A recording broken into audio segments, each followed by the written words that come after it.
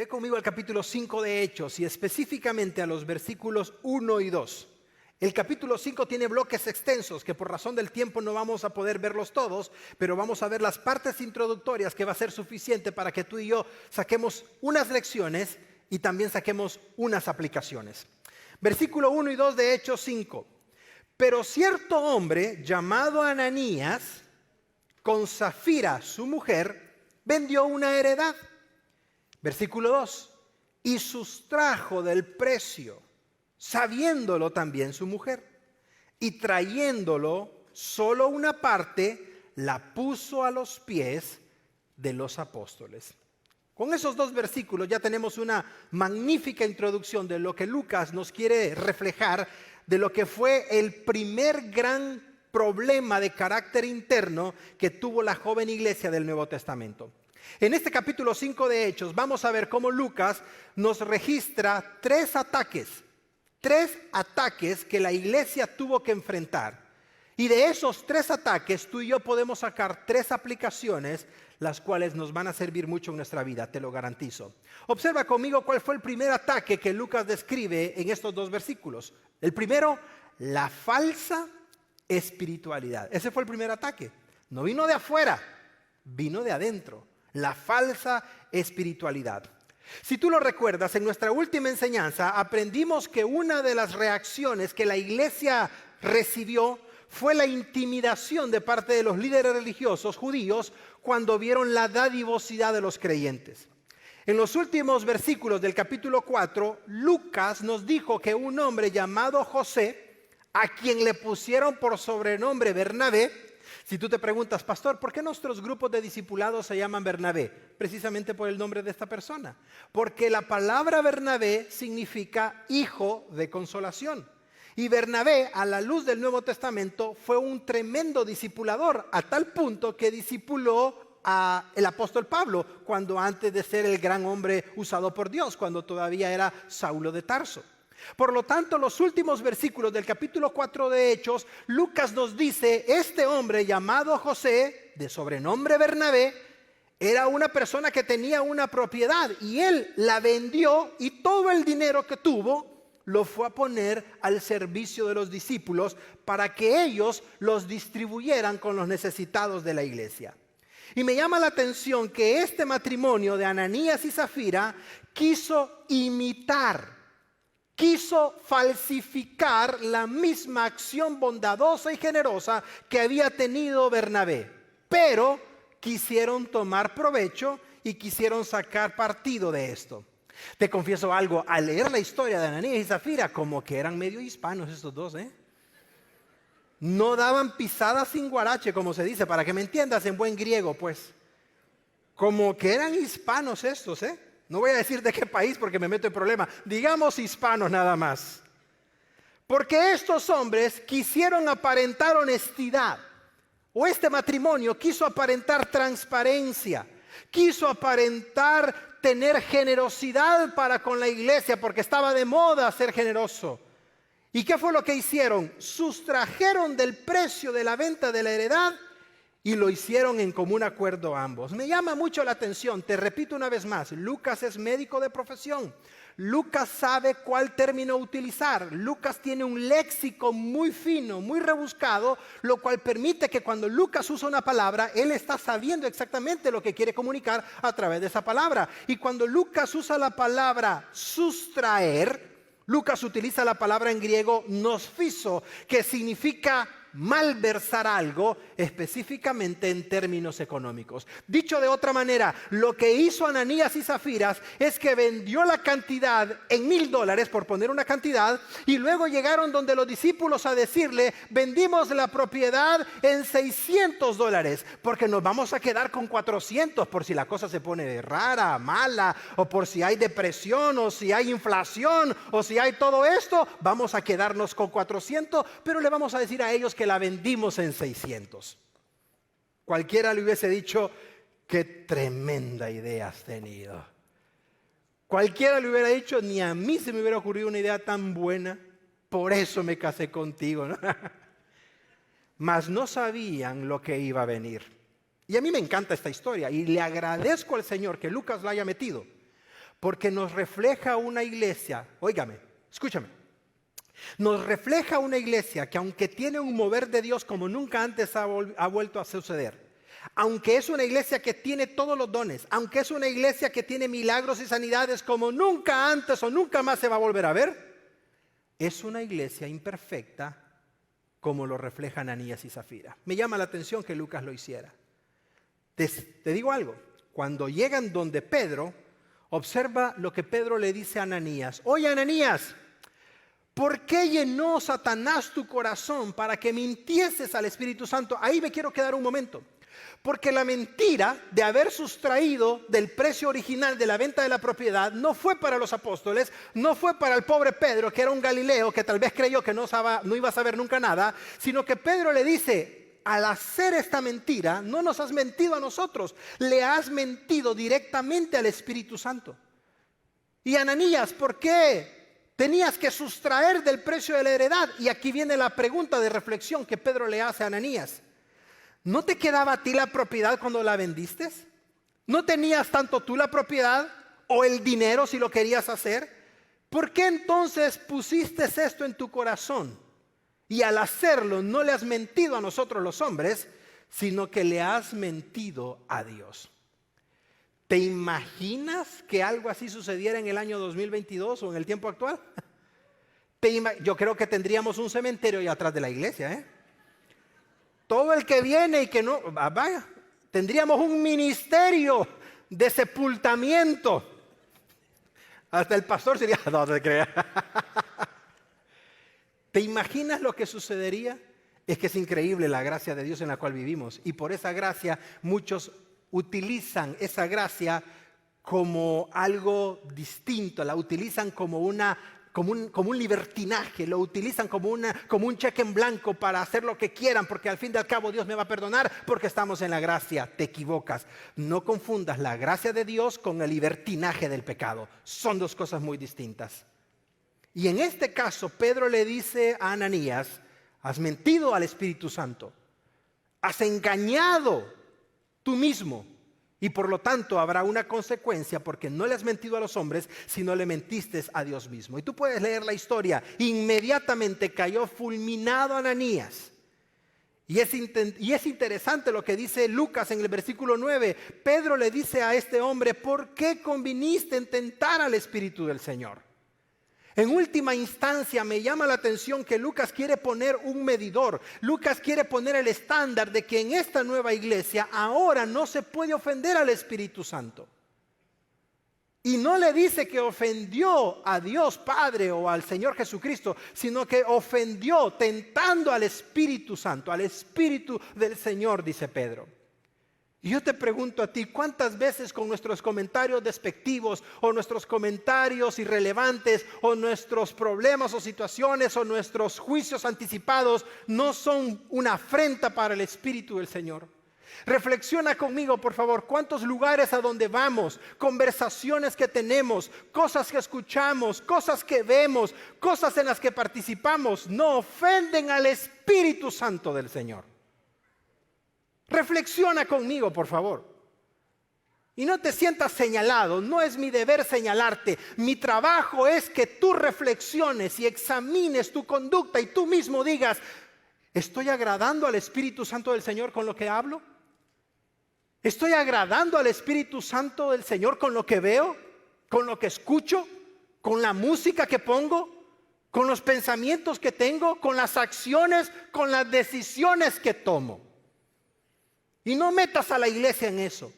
Y no metas a un pastor en eso. Es tu compromiso con Dios. Porque quiero decirte algo. Si tú realmente has conocido la gracia de Dios y realmente has recibido la salvación de Dios, la Biblia dice que en ese momento tú fuiste bautizado con el Espíritu Santo. ¿Qué significa eso? Que fuiste sumergido en el Espíritu Santo. Y que cuando saliste espiritualmente, adoptaste la naturaleza del Espíritu en tu vida. Por lo tanto, Pablo dice que desde ese momento fuiste sellado con el Espíritu.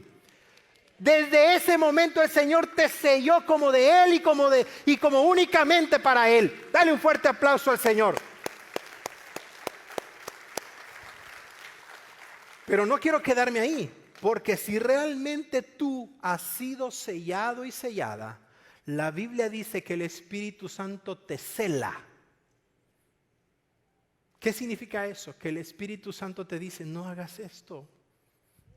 No hables de esta manera. No digas esto.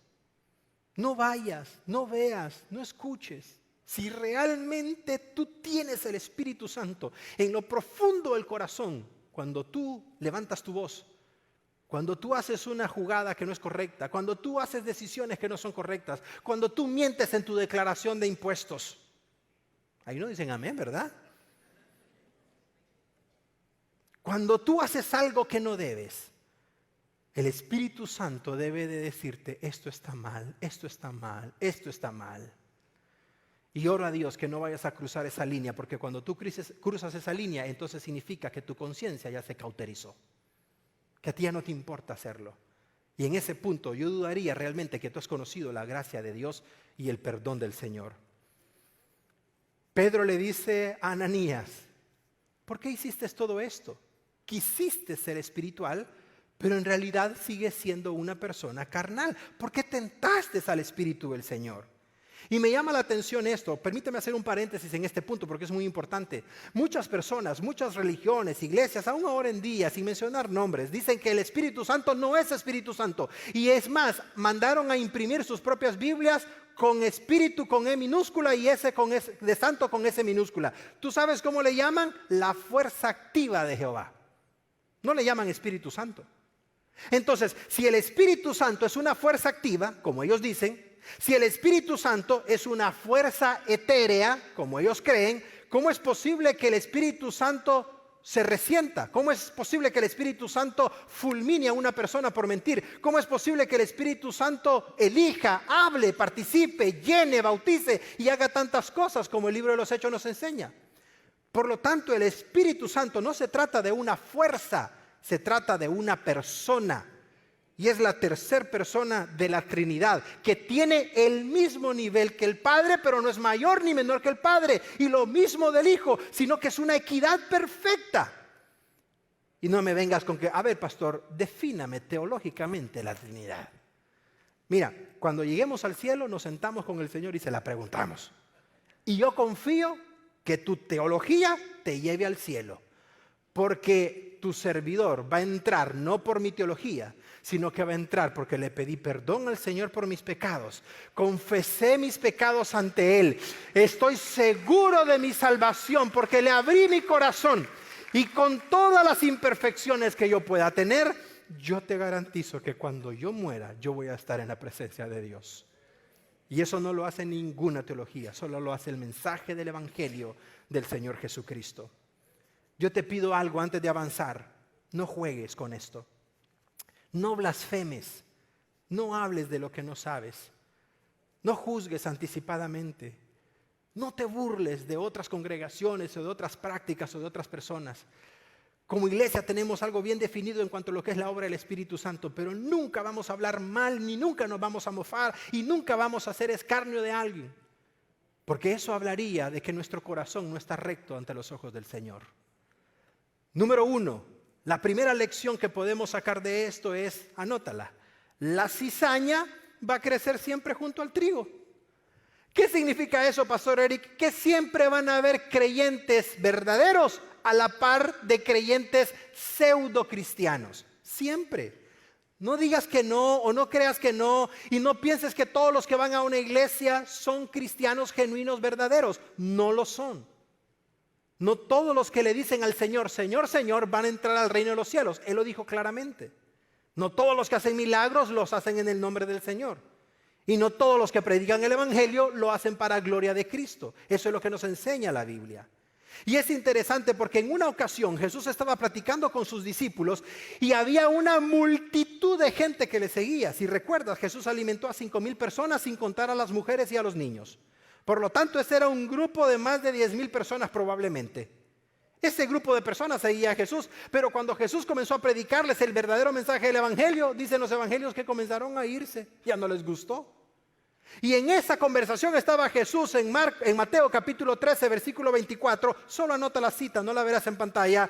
Cuando Jesús sacó de una realidad agrícola una verdad espiritual.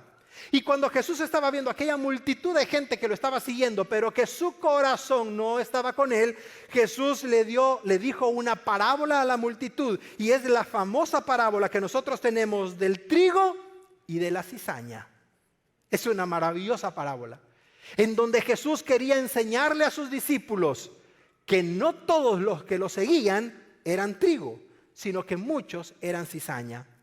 Lee la historia al final del capítulo 13, versículo 24 y 30. Porque cuando los discípulos no entendieron la parábola, ya en privado le dicen a Jesús: oye Jesús, explícanos la parábola que acabas de decir porque no te entendimos nada. Y Jesús les explica quiénes son el trigo, les explica quiénes son la cizaña. Entonces los discípulos se emocionan y le dicen a Jesús: Señor, permítenos arrancar nosotros la cizaña. Permítenos mandar al infierno a muchos. Permítenos consumir con fuego a estos. Y Jesús les dijo: no les toca a ustedes separar el trigo de la cizaña. Eso solo le corresponde al Padre y a sus ángeles. Entonces, ¿qué significa eso? Que en lugar de andar arrancando cizaña, preocúpate por ser trigo. Eso significa. Dale un fuerte aplauso al Señor. Se lo merece. Este aplauso es para ti, Padre. En lugar de andar buscando arrancar la cizaña de otras iglesias, asegúrate tú de ser trigo. Y déjale ese trabajo al Señor. Porque si te descuidas, te cambias de bando.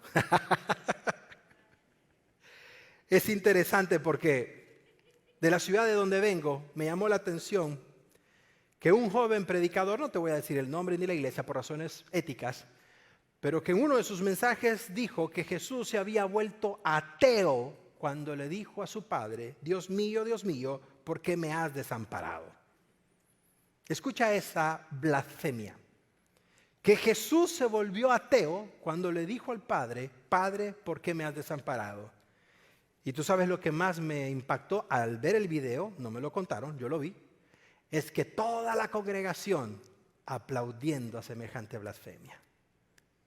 Y luego terminar burlándose de coritos antiguos que hablan de cuando lleguemos al cielo.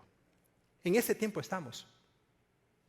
Y muchas personas prefieren aplaudir a la mentira que a confirmar la verdad. Y si tú me dices: Pastor Eric, ¿y la Biblia habla de estos tiempos? Claro que sí. No creas que son cosas nuevas. Lo que pasa es que no lees la Biblia, pero si la lees vas a encontrar eso. Es más, te voy a ayudar para que anotes la cita, voy a proyectar el versículo, pero te pido que lo leas en casa con detenimiento. Y es más, te pido que hagas algo. Con tus dedos cuenta las características que estas personas, de acuerdo a Pablo, van a tener en el tiempo final de la historia. Cuando Pablo le escribió a su joven pastor llamado Timoteo, a quien dejó como pastor de la iglesia de Éfeso, Pablo le dice: oye Timoteo, quiero que sepas esto, en los postreros días, estos van a venir tiempos peligrosos.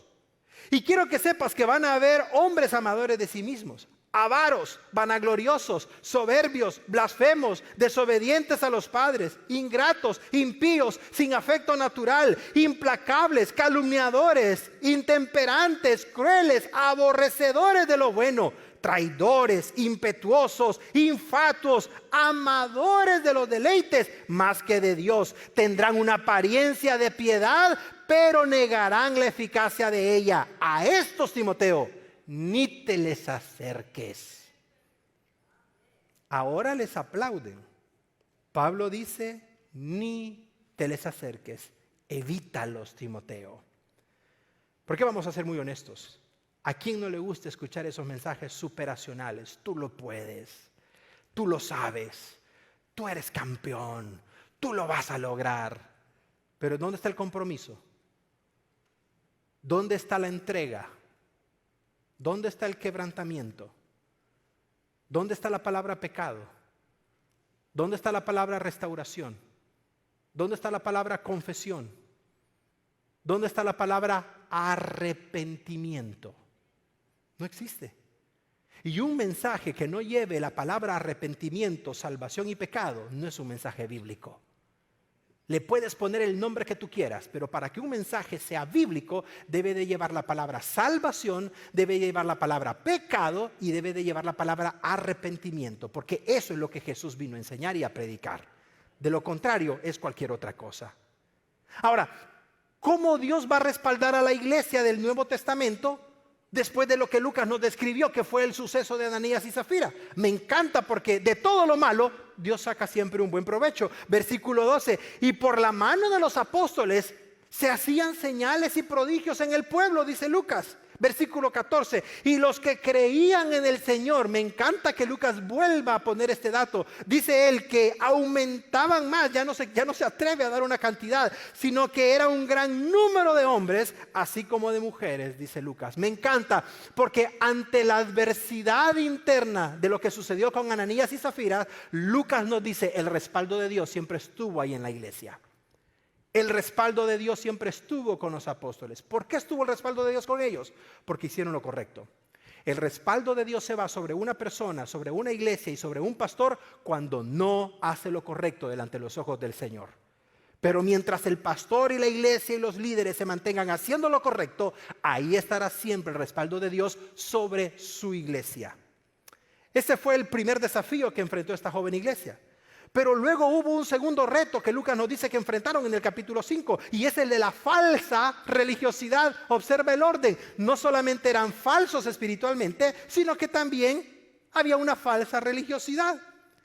Versículo 17, Lucas dice, entonces levantándose el sumo sacerdote y todos los que estaban con él, los leímos en el capítulo 4, es decir, la secta de los saduceos, ¿qué hicieron? Lucas dice, se llenaron de celo. Esta gente era celosa. Y ese es el perfil y la descripción que tenemos desde los evangelios, porque ellos le dijeron a Jesús, ¿con qué autoridad haces esto? Y hablamos de eso ampliamente en nuestro mensaje anterior. Si tú lo recuerdas, cuando Lucas dice que el concilio se reunió, está hablando de un grupo de más de 70 personas. El concilio judío llamado Sanedrín era de más de 70 personas. Por lo tanto, estamos hablando de 70 personas, más Anás, más Caifás y más todo el séquito de personas que andaba con ellos. Por lo tanto, no eran menos de unas 80 o 90 personas. Dice Lucas, estas personas se volvieron celosas de ver el respaldo de Dios sobre la vida de los discípulos. Y ahí comenzó una gran lucha con ellos. Ahora, este punto me hizo pensar en lo siguiente. ¿Será que religión es sinónimo de espiritualidad o son antónimos? Es decir, no son la misma cosa. Para aclarar esa duda, quiero que por favor anotes o tomes foto, lo que mejor te convenga, a lo que es la definición de religión, y tú vas a poder comparar una cosa con la otra y espero que saquemos una buena conclusión. La palabra religión, de acuerdo a lo define nuestro diccionario, es el conjunto de normas, es el conjunto de prácticas que el ser humano establece para pretender acercarse a Dios. Observa dónde se origina la acción en el ser humano. En la religión es el hombre el que genera el intento, es el ser humano el que genera la intención de acercarse a Dios. Pero cuando vamos a la epístola de Romanos encontramos que ningún hombre busca a Dios. Encontramos que ningún ser humano le nace de forma innata acercarse a Dios. Por lo tanto, nosotros como cristianos evangélicos, verdaderos discípulos del Señor, no mantenemos una religión, sino más bien una relación personal con el Señor. ¿Y cómo lo sabemos? Ahora te voy a definir el segundo término, espiritualidad. Y eso lo obtenemos de un buen amigo de tu servidor, Alfonso Ropero. Observa lo que él dice. ¿Qué es espiritualidad? Espiritualidad es la cualidad de una persona que camina en el Espíritu Santo y que muestra en su propia vida, en su conducta, el fruto, no los frutos, solamente hay uno. El fruto del Espíritu Santo, pero también refleja los dones del Espíritu Santo en contraste con una vida terrenal y con una vida carnal. Ahí tú puedes ver la distinción entre una religión y una espiritualidad basada en una relación personal con Jesús. Por lo tanto, ¿qué somos los creyentes? No somos religiosos, sino que somos personas espirituales, porque eso se relaciona al Espíritu Santo que mora en nosotros. Por lo tanto, cuando a ti te pregunten, ¿de qué religión eres? Yo soy discípulo, seguidor de Jesús, seguidora del Señor. Eso es lo que yo soy. No, pero ¿qué religión, qué denominación? Eso es distinto. Y podemos entrar en una área amplia de religiones o denominaciones. Pero fundamentalmente Jesús no vino a enseñar y a predicar o a instaurar una religión. Vino a enseñarnos el camino al Padre. Eso es lo que el Señor vino a hacer. Y me llama la atención este diálogo que los discípulos tuvieron con los del Sanedrín, porque me recuerda a las palabras de Jesús en Mateo capítulo 23, versículo 27. Anota la cita, Mateo 23, 27, cuando Jesús le dijo a los fariseos: ustedes son sepulcros blanqueados. Por fuera están blancos y adornados, pero por dentro ustedes están llenos de putrefacción. ¿Te imaginas decirle a alguien eso ahora en día? Te demandan y ya no vuelvo a esa iglesia y todo lo que se diría, ¿no? Te ponen la cruz. Pero Jesús no tenía ningún problema en decir las verdades cuando sabía el corazón de las personas. Por lo tanto, estos sepulcros blanqueados a los que Jesús le habló son los mismos que le están dando problema a esta joven iglesia, de acuerdo al libro de Lucas, de Hechos. De esta situación podemos sacar una segunda lección, la cual quiero que veas en pantalla. El Padre, nuestro Padre, desea que tú y yo seamos personas espirituales, no religiosos. No desea que seamos religiosos. Desea que tengamos una verdadera relación con Él. Y la única forma de obtenerla es a través de su Hijo Jesucristo. Ahora, si tú me dices: pastor, ¿cómo podríamos aplicar el término de religiosidad? Me encanta esa pregunta, porque te la voy a responder con otro pasaje de las Escrituras. Saúl recibió una orden de parte de Dios a través del profeta Samuel. Le dijo el Señor a Saúl: Saúl, quiero que vayas y mates a este pueblo porque son perversos y todo lo que hacen son malo en contra de mí. No quiero que perdones la vida de los animales ni de las personas, porque toda la intención de ellos es siempre hacer lo malo. Cuando Saúl llega, dice que perdonó la vida de los amalecitas y perdonó la vida del ganado y perdonó la vida del rey. Y cuando viene de regreso, viene con todo el ganado, las ovejas y el rey y toda la fiesta. Y Samuel se acerca y le dice: oye, Saúl, ¿qué es eso que estoy escuchando? ¿Que acaso Dios no te dijo que hicieras esto, esto y esto? ¿Que acaso Dios no fue claro en decirte lo que Él pedía de ti? Y ahí viene la religiosidad de Saúl. Es que yo creí que esto era mejor. Es que yo creí que perdonar la vida del rey era mejor. Es que este ganado no podía desperdiciarse porque lo voy a ofrendar a Dios Todopoderoso. Y le dice Samuel a Saúl: tontamente has actuado. Y le dijo estas palabras que te las quiero proyectar en pantalla. ¿Qué le agrada más al Señor, Saúl? ¿Que le ofrezcas holocaustos o sacrificios? O sea, religiosidad. ¿O que obedezcas a lo que Él te ha pedido que hagas? Y ahí viene la confirmación. El obedecer, Saúl. El obedecer, Shadow Mountain en español, Campus El Cajón, Chula Vista, North Park y Encinitas. El obedecer, personas que nos acompañan a través de redes y página web. El obedecer es más valioso que cualquier sacrificio. Y el prestar atención a la palabra de Dios es mejor que la grosura de los carneros. Así ha dicho el Señor. Gloria a Él. Dicho de otra manera, no quieras sorprender a Dios con tu religiosidad cuando tu corazón está lejos de Él. Puedes dar los millones que tú quieras. Te recomiendo Shadow Mountain en español, nada más como. Hablando de eso, hoy en la noche a las 5 de la tarde tenemos reunión de presupuesto. Si tú eres parte de Shadow Mountain en español y deseas participar, las puertas están abiertas, eres bienvenido. Es cuando se aprueba oficialmente el presupuesto de la iglesia 2022-2023. Pero Dios le dice a Saúl: lo que yo quiero es obediencia y no religiosidad externa. La joven iglesia enfrentó la falsa espiritualidad. La joven iglesia enfrentó la falsa religiosidad. Y con este último punto vamos a ir cerrando. La joven iglesia enfrentó la falsa autoridad.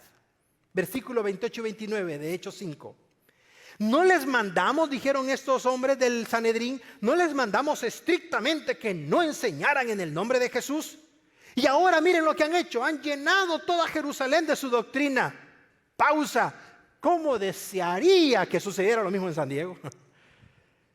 Que dijera alguien: ¿Por qué no cerramos las iglesias? Porque al contrario, están llenando todo San Diego, Tijuana, Tecate, toda la región con el verdadero mensaje del Evangelio. Pero tú sabes lo que hace la iglesia de Cristo: criticar una iglesia a otra. Pero tú sabes lo que hace la iglesia de Cristo: criticar a un pastor uno al otro. Hacer pequeños reinos, creer que somos mejores que otros, creer que hacemos aquí o hacemos allá.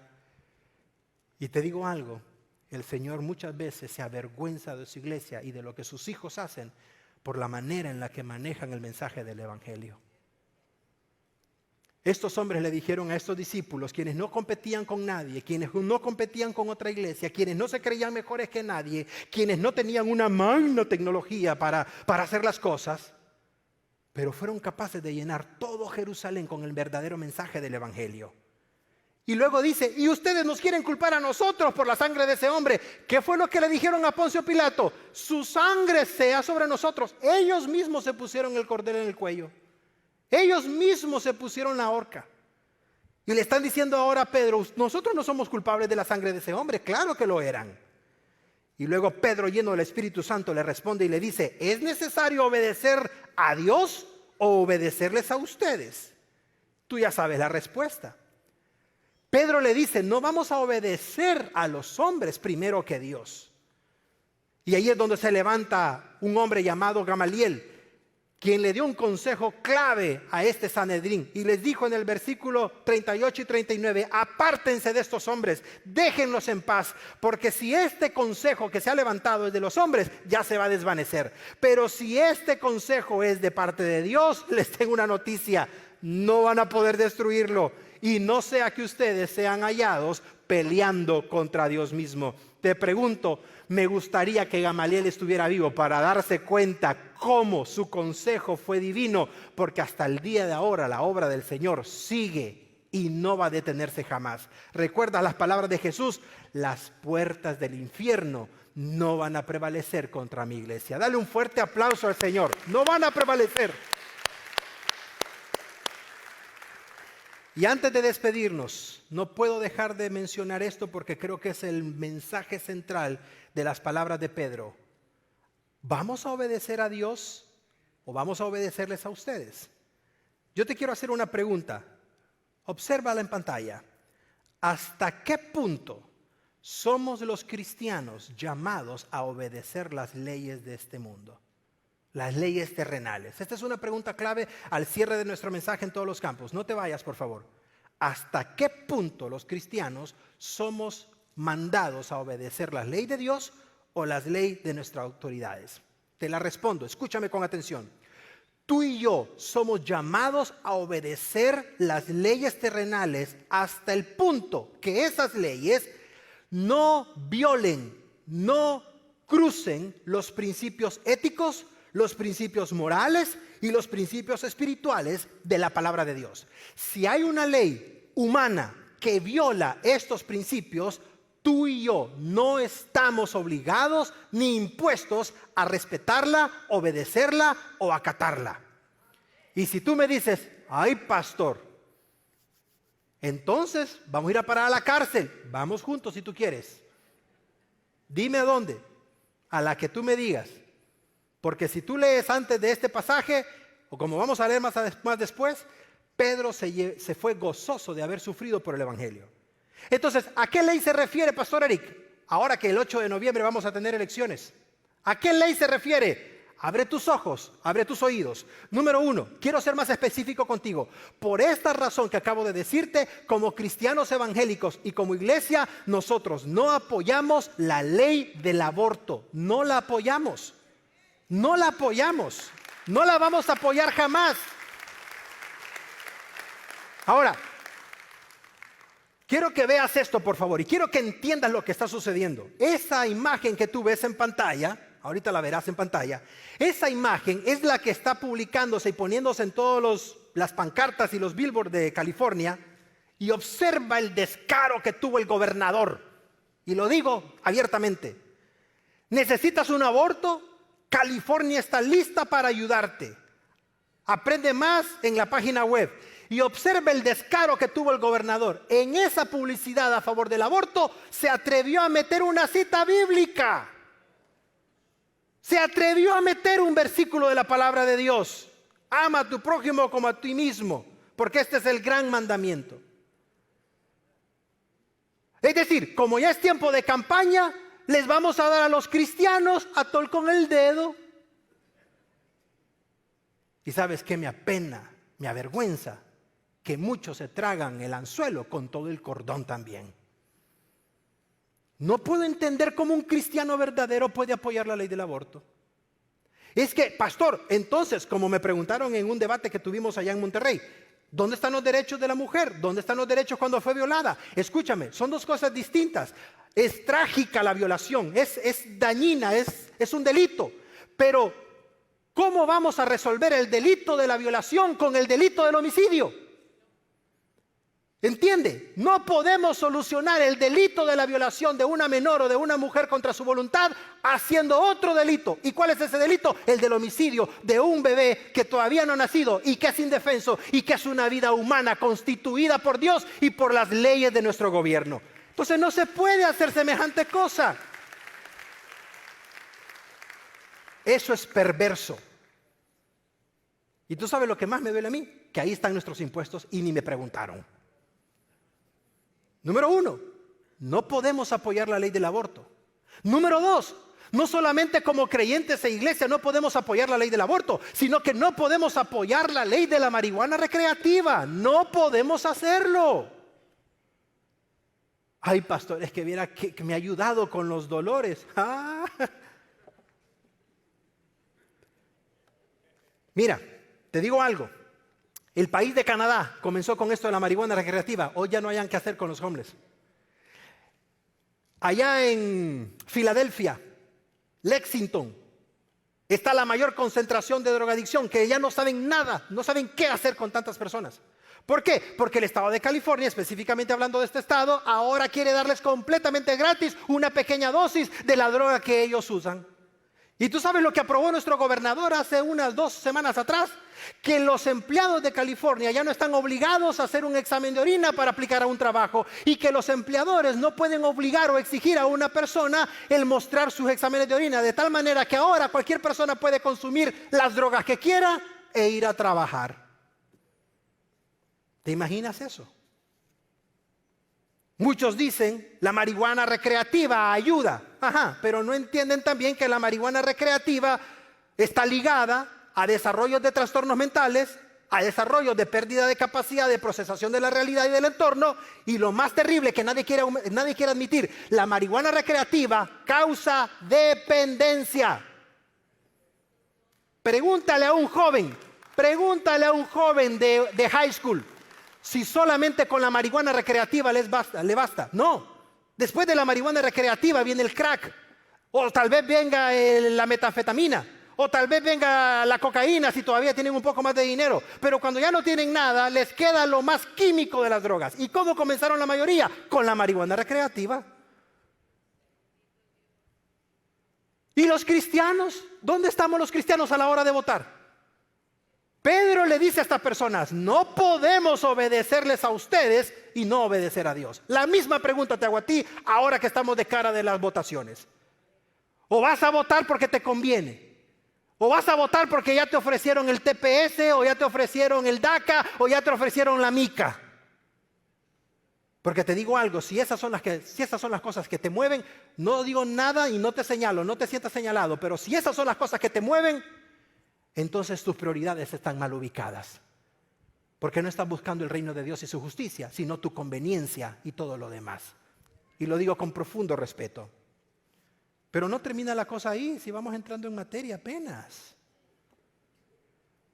Como iglesia cristiana, como creyentes, no apoyamos la ley del aborto, no apoyamos la ley de la marihuana recreativa y no apoyamos y nunca vamos a apoyar la ley del matrimonio igualitario. No lo vamos a hacer. ¿Por qué razón? ¿Porque nos juzgan o porque nos señalan o porque son homofóbicos? No. Le aclaro a la comunidad gay, no somos homofóbicos. Dios nos manda a amarlos. Pero no vamos a permitir que nos impongan una visión de lo que es el matrimonio cuando Dios ha establecido que hombre y mujer los constituyó el Señor y que el núcleo de la familia es el hombre y la mujer. No lo vamos a aceptar. Y no lo tomen como un ataque, y no lo tomen como que somos homofóbicos, como acabo de decir. No se trata de eso. Lo que es blanco y lo que es negro. Ahora estamos en una sociedad en donde es LGTBX más y ya no sé cuántos números o letras van. Pero te digo algo, el día que a ti te hagan una prueba de ADN, si vas a un laboratorio profesional, no va a decir género LGTBQ más. Solo tienes dos opciones, va a decir género masculino o género femenino, no va a decir género neutro.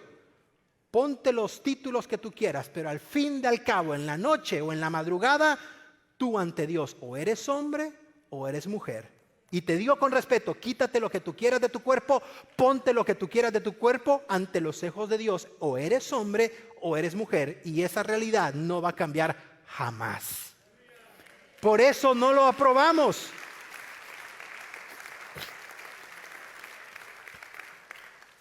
Y esta última está muy ligada a la anterior. Como iglesia y como creyentes, nosotros nunca vamos a apoyar y no vamos a respaldar ninguna propuesta de ley para cambiar el currículum educativo de nuestras escuelas públicas. Tú sabes lo que sucedió hace unos días recientemente, Campus de Encinitas, presten atención. Lo que tú vas a ver en pantalla en este momento es una madre de familia quien se levantó en medio de la sesión de padres de la escuela del distrito escolar de Encinitas, porque escúchame, estaba quejándose porque el distrito escolar envió una invitación para todas las familias a un espectáculo drag amigable para la familia que fue patrocinado por una clínica de reasignación de género en San Francisco y por un club nocturno gay para mayores de 21 años. El distrito escolar de Encinitas, aquí en San Diego, como que a la fuerza quieren imponer esa forma de pensar. A la fuerza quieren obligar que los niños desde temprana edad vean esto como normal. ¿Y quién les ha autorizado eso? ¿Y quién ha permitido eso? Escúchame por favor. Son parte de las estrategias de Satanás de que a la fuerza se van a meter con lo más valioso de nuestros hogares, con la inocencia de nuestros hijos. Y es por eso que como pastor yo te pido que tú estés alerta como atalaya, cuidando lo que tus hijos oyen, cuidando lo que tus hijos ven, cuidando y protegiendo lo que tus hijos aprenden en las escuelas. Cuando vayas a recogerlos a las escuelas, ¿de qué fue la clase hoy? ¿Qué te llamó la atención? Pregúntale, háblale, mándalos al ministerio de jóvenes de tu iglesia, filtra lo que ellos están oyendo y escuchando, porque la única forma que ellos contrarresten lo que les están metiendo, eres tú como padre y madre de familia. Somos nosotros como iglesia. Dale un fuerte aplauso al Señor.